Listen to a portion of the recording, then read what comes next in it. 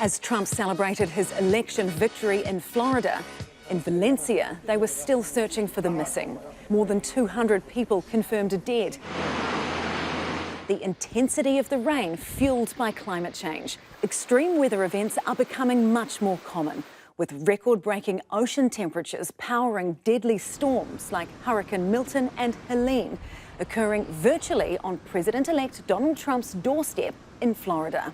He thinks climate change is a hoax. He said that despite all the climate-related disasters they've experienced with intense hurricanes and hitting the Gulf Coast and increasing in frequency. Kiwi climate expert Tim Naish says a second Trump presidency, and we will frack, frack, frack and drill, baby, drill, will hamper global efforts to keep temperatures in check and cast a shadow over the United Nations COP29 climate summit in Azerbaijan next week. Yes, Sam, a Trump administration is not good news for the climate crisis. He's essentially going to go on a fossil fuel rampage, drill more for oil and gas, and use fossil fuels intensely to produce the electricity and energy for the United States. According to Europe's climate service, this year is virtually certain to be the hottest year on record, with temperatures 1.5 degrees above pre-industrial levels for the first time ever.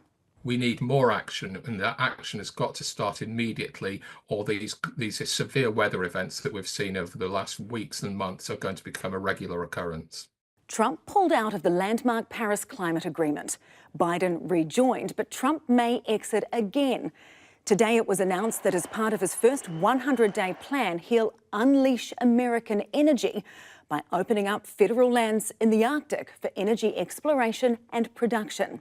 I mean, it's a double whammy, isn't it? Not only is he suggesting he's going to increase his use of fossil fuels, but he's going to do it in an area that's ironically suffering the most from global warming and showing some of the most dramatic changes with impacts for the people who live in the Arctic region. So environmentally, it's a double whammy.